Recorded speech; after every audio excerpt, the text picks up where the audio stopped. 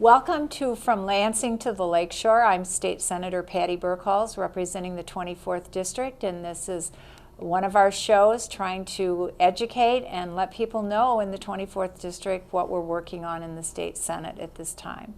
I have as my guest today Mr. Chuck Nelson, who is from the College of Agriculture and Natural Resources at Michigan State University, where he is an associate professor.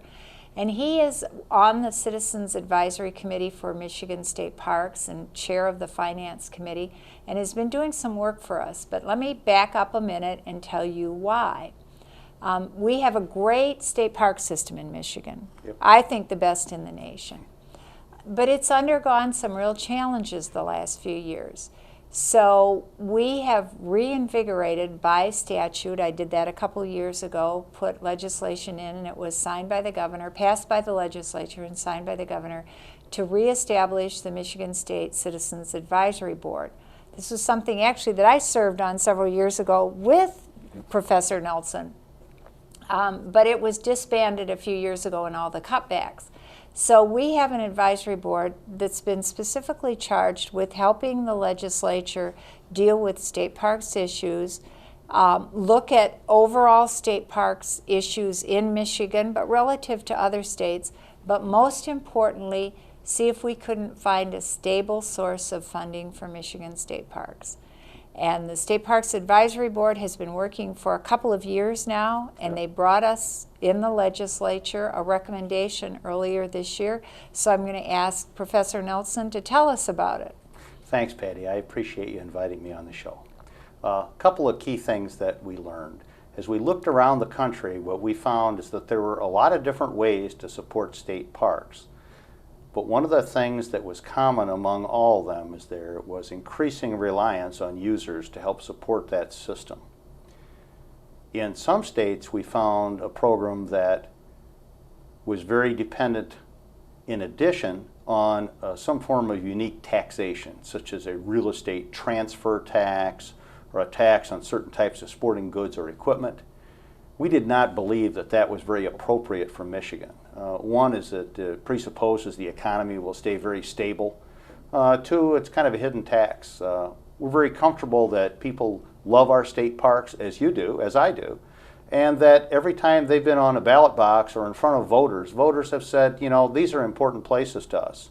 We will safeguard the funding by putting it in the state's constitution in terms of the legacy funds.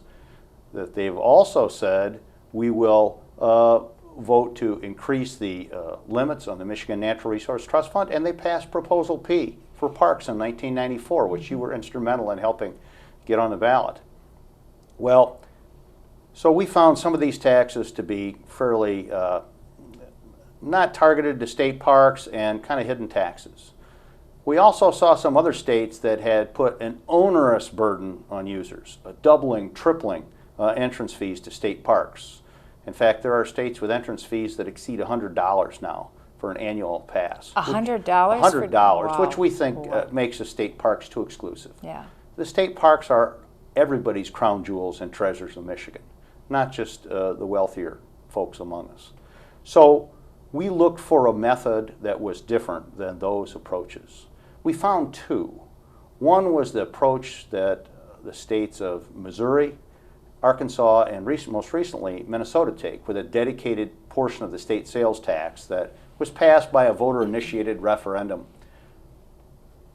Multi-million-dollar campaign to do it, multi-million-dollar campaign besides just getting on the ballot then to get it passed. Minnesota just did it last fall. Very unusual, really hard to do, not the right time in Michigan. The other one we found was what the state of Montana has been doing since 2004, and this is the model we recommended.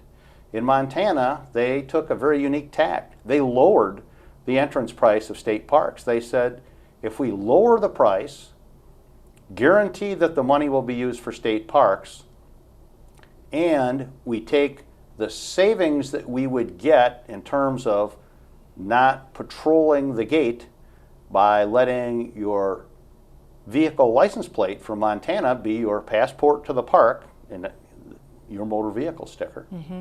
We would gain a more efficient park system.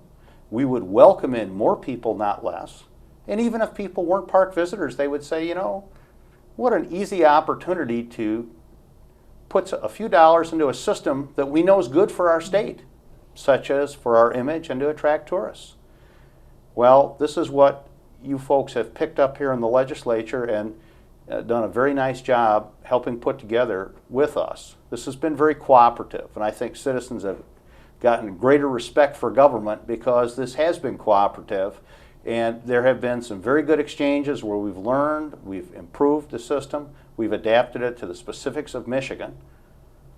But our proposal in a nutshell does exactly that. It cuts your costs, uses your license plate as your passport into the parks. And in Montana, when they did this, about 15% of the vehicles had a motor vehicle permit when the sticker was at its full price and there was a sticker on your windshield. It has gone to more than 75% put the extra few dollars when they register their vehicle license plate voluntarily for state parks. And that increase has provided additional funding to improve state park infrastructure, which was crumbling in Montana, just as we're experiencing.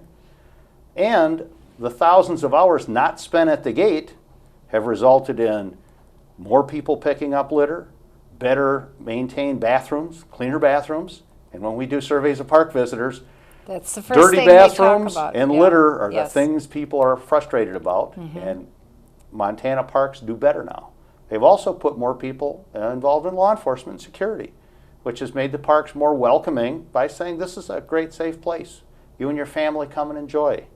Mom, young child, come enjoy. You've got help here. We want you to be here.